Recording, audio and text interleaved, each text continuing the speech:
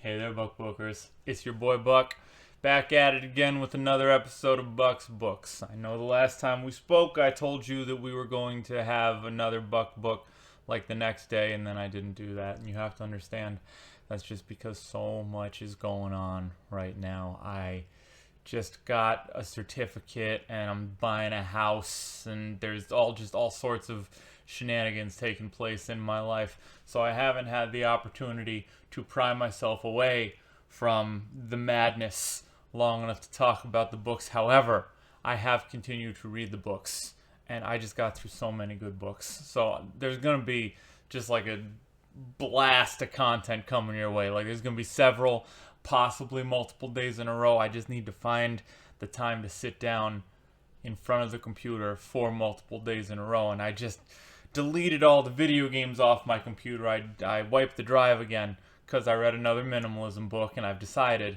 even though I just finished another book that I wanted to talk about, that one needs to percolate for a while. So instead, I'm going to tell you about a book I finished reading last week called Goodbye Things by Fumio Sasaki.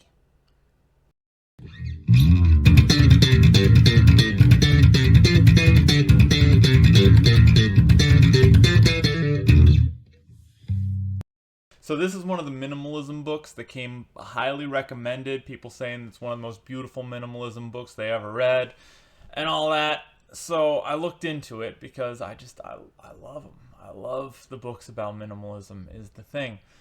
And I have realized that I don't love them quite as much as Fumio Sasaki loves them. And here's why. Fumio Sasaki had sort of an identity crisis, and he decided the way to resolve that was to throw all of his stuff away. And it can be argued that most people who embrace minimalism do experience this on some level, certainly. For our purposes, the difference here is his identity was very poorly defined before he became like the minimalist guy. And he talks about how he would sort of just cultivate this space where he would put on display all these things because he wanted people to see the objects he owned and draw a conclusion about who he is as a person. So just piecemeal additions to the concept of his identity. Like rather than embodying these traits that he wished to represent, he would just buy stuff that made it look like he had these traits, and then when people came over and saw it, they'd be like, oh wow, look at all these cameras he has laying around. He must be a deep and artistic soul with an interest in photography. And like, no. Is the thing. People don't care that much about you in general. Just writ large. You can pretty much, like, that could be the title of any of our autobiographies, really. Doesn't even need to be mine because people don't care that much about me. Could just say, people don't care that much about you. And that's a fact. So, like, the stuff that you have laying around, people generally aren't going to give it a second thought. Do you see all that junk that I have back there? Who cares? I barely even care. These are pretty habitual for me. So, what our boy Fumio suggests is if it's not immediately useful to you, you get rid of it. We're not even sparking joy. Like he said, I'm not like Marie Kondo. He was like kind of bitter about Marie Kondo. I'm not some enlightened minimalist organizational guru millionaire like Marie Kondo. I'm just a loser. I'm just some guy who's a loser. But I have decided that now I'm the kind of loser who doesn't own anything. Which is actually a very intelligent way of coming at it. Because it's not that you're poor. It's that you deliberately got rid of all your stuff. And that's why you don't have anything. It's smart. And that's kind of what Fumio, like, he really laments his circumstances throughout the majority of the book. He talks about his inability to maintain a long-term relationship because he keeps trying to, like, put on airs, you know? He keeps trying to sell himself off as this well, this intellectual. Like, he's really all about the intellectualism, but also like this deep and tortured soul, and he's always trying to save face, and he has come to the realization that women can smell that, and so they leave. And so he's alone again, and he's sad, and he keeps being like, oh, I don't have a family, and I wanted to be a publisher, but I couldn't be a publisher. And it's just, he's got a real Eeyore vibe through most of it, but it's okay, because he's here to sell you his solution, and his solution is throwing away everything you own. So, our boy Fumio himself, this is this is right on the dust jacket of the book. He lives in a 215 square foot apartment in Tokyo, furnished with a small wooden box, a desk, and a roll-up futon pad. So he means it. Our boy Fumio, he's authentic about the fact that he's a minimalist. He's all the way in on this, right? And it doesn't really get more minimalist than that. And because he's evaporated everything else from his life, he has no choice but to dedicate to his writing. And I can respect that. That is a proper prioritization. This is what you care about. This is what you want to do with your life. This is what you're spending all your time on. Good for you, Fumio. If everything else is just standing in the way, if looking at your cameras or playing video games is just getting in your way, go ahead. Get it out of here. Right? And he did. And now he's selling books, and now he's making a living off being like the minimalism guy, and somehow his street team, his PR firm is well represented enough that he has become synonymous with like the minimalist guy. Maybe not synonymous with the minimalists, because that's actually another little cadre of charlatans. But still, he's a big deal. You can't Google minimalism book without his name hitting the top, And it's because it's written at like a 4th grade reading level. And it's because he's a nobody. So, like, to some degree that worked to his benefit. Like, yeah, he isn't really... he isn't some reptoid technocrat like Marie Kondo, who had his own Netflix show. He's just some scumbag. He's just some guy who can't really hold a job. So, he's also got the mental illness. He's got a spot of the mental illness. But who among us don't? I challenge you.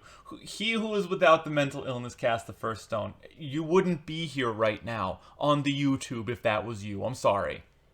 It's just not realistic. So, he has resolved this by not going to therapy, not establishing a regular exercise regimen, but rather throwing away all his stuff and living in an ascetic monk cell. And it seems to be working for him. I mean, we're talking about him right now. He's middlingly famous. So good on you, Fumio. It's not the best minimalism book I ever read, and I have listed the reasons why that is already. And there were several, and most of it is that he's just not very credentialed, and he's a troubled young man. But it wasn't a bad book, and it got me thinking about it. And it got me thinking about, what it really did for me was, this is good. What it really did for me was facilitate my absorption of the idea of digitizing. Now, this runs counter to my character as it stands, because the Industrial Revolution and its consequences have been a disaster for the human race, as we all know. But I have all of this paperwork just laying around the house that I'm never going to use again, that I'm just keeping just in case. And Fumio was like, why don't you just scan it? Why don't you just take a picture of it and put it on the disk? Or put it on the cloud? And then you'll have it forever, but then you won't need to fill up space with it. And you don't need to worry about forgetting it if you move, or something like that. I said, Fumio, you mad bastard, that's just crazy enough to work. So I went ahead, and at my office, there's this beautiful scanner. It's monstrous. It's bigger than any appliance I own, actually. And whatever you put in it, it scans it super fast, like one of those machines at the bank that like counts up all the money. What if you put any stack of paper you put in there, it just scans it up, and then it'll send it to your email. So I did that, and then I put it online. Now it's in the cloud, and I got to throw away all my stuff. I got 6 years of pay stubs I had this. Let me show you. Let me show you my accordion folder. This thing was packed. This was bursting. It's got a rip. I'll show you the rip. It's ripping. Back here, see that? It's ripping because it was so full of trash. Right? Because I had 6 years of pay stubs. Just taking up space in there. Never gonna look at those pay stubs again. But what if I need those pay stubs one day? What if some government entity kicks in my door with automatic weapons and says, we need 6 years of pay stubs, or you go to Guantanamo? I'd be cooked if I didn't have them all in that accordion folder. But now I have them all on the cloud. That's right. So it's not taking up space in my space anymore.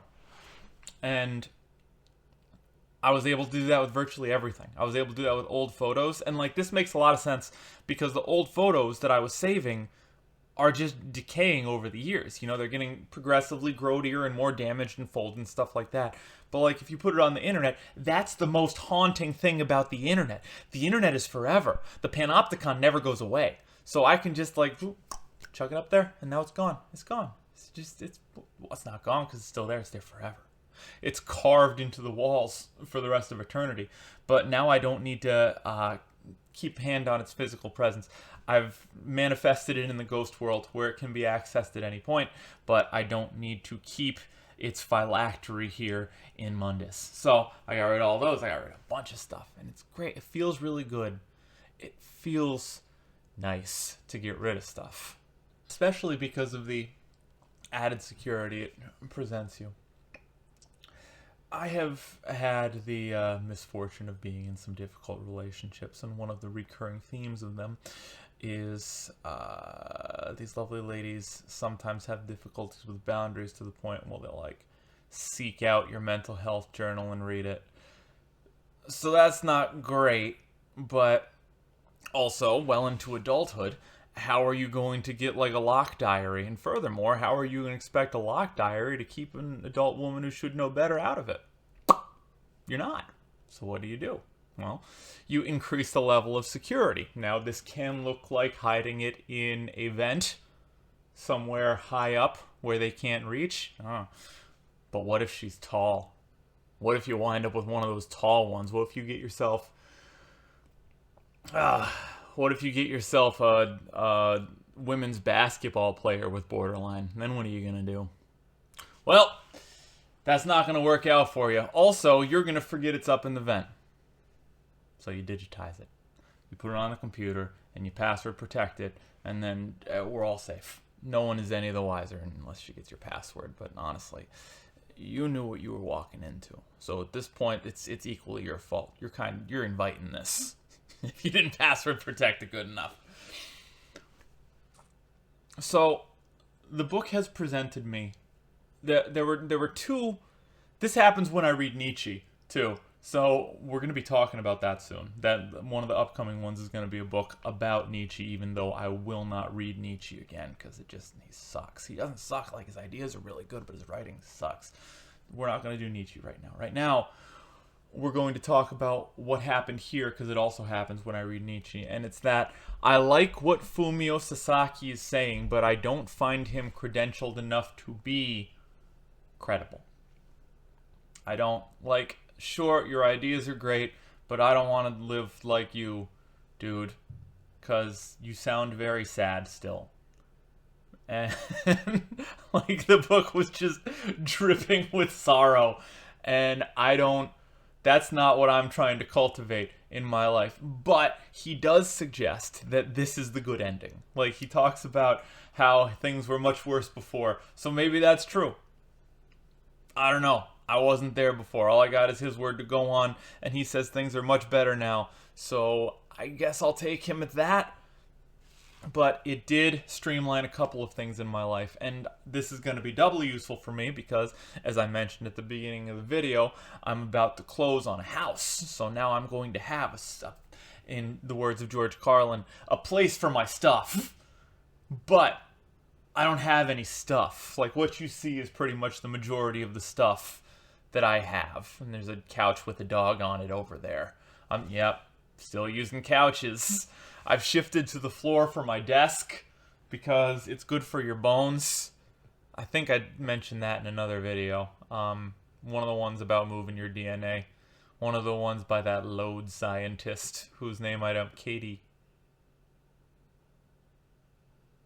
Something. But... and some instruments and some other weapons. No, that's about it. That's all the stuff, because what else do you really need? But it all serves a purpose, or I think is beautiful. And that's what you should fill your house with. But I certainly don't have enough stuff to fill a house. But it's not about filling the house. It's about having land. It's about having land. And not being a rentoid anymore. So I'm excited about that. But I'm also excited about having room for activities. And that's one of the things that Fumio was talking about that I didn't really agree with, because it was very... I don't know if there is a more politically neutral term for someone who has really embraced like the current city dweller cultural milieu. Bugman is the only one that I've come across, but like someone who's really big into the idea of living in the pods and eating the roach milk, you know? And Fumio is he kind of pushes it. It's getting dark in here now. There we go. Fumio kind of pushes that a little bit, because he's saying, well, why would I bother having a living room to entertain friends? Because I'd never invited friends over anyway, because I was an overcompensating loser. And then also, that's a whole bunch of more stuff that I need that's just taking up space and weighing down my life. So, you see, my favorite cafe is now my living room, and I can take my friends there at any time, and I'll just entertain my friends at my favorite cafe. Okay, dude, sure, that will work, but it's not really yours. You know, that's borrowed space. You don't have any privacy, you don't have any pride of ownership, you can't really affect the environment. You're borrowing. And borrowing is really just a step above begging. Not a big step. Still, it was a pretty good book, especially if you're into minimalism as a concept. And I can't malign it or Fumio too badly, because I did get a lot out of it. Like, I extracted from it a couple of good points. I extracted from it the idea of... I liked what he said about cleaning. He's like, oh, if you have like a stone statue of some kind in the house because you think it's pretty, what happens when you have to clean it? Well, you have to clean around it, and then you have to move it, and you have to clean under it, and that's 3 distinct steps. Whereas if you don't have it, you just clean the floor, and that's 1 step. Think of how much time you'll save to continue sitting on your box and writing. Suppose that's true, Fumio. That's a fact. And once again, proof's in the pudding. He's doing it. He made the money doing it. He made the book doing it. So, okay. Credit where due. It works. And I liked the thing about digitizing, because I just... not only do I hate having stuff, I especially hate having paperwork. Paperwork is the worst.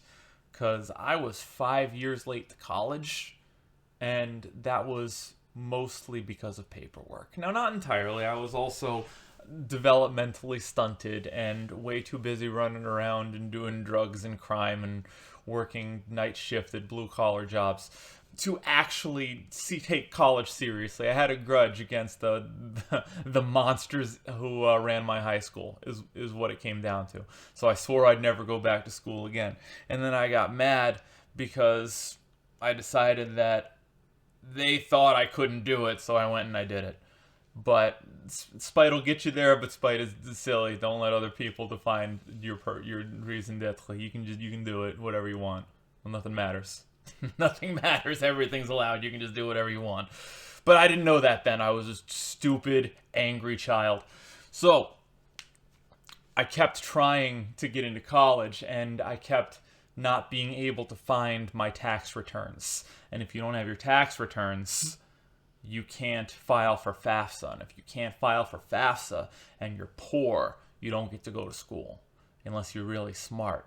And if you wasted all of high school running around, you know, doing crime and drugs, then your grades weren't good enough to get the scholarship, so you need that financial aid, and it's just all the way, turtles all the way down, man. It was just bad decision on bad decision. But these are the components of a life. What are you gonna do? No regrets. I'd do it again. I'd do it again if I had the chance. I really like the idea of digitizing because it gets rid of the paperwork, so I don't have to look at it, which is nice because I don't like looking at it. And then also, it gives me the opportunity to just punch it up real fast. Just search up whatever I'm looking for, exactly what I'm looking for. I don't need to dig through all of the pay stubs to find it. I can just punch in the date on the master document and Adobe will find it for me. Think of how much more time I will have to sit on a box at my desk and write. All right, that's enough out of this. I should turn on the big light if I'm going to do another one. Thanks for sticking around. I'm serious this time. I know I have lied to you before, and that I'm not. It'll probably happen again. I'm not here to gaslight you. I'm very busy. This is something I do in a sort of one-punch man fashion, right? So when it's available, when the time is here, I'm out here on the Bucks books, but I'm also actually reading books and working several jobs and doing things in the real world too. So it's hard to split the time. But financial incentives could probably help. Don't forget to like, follow, subscribe, etc. I'll see you in the next one, which is, seriously, it's probably going to be soon.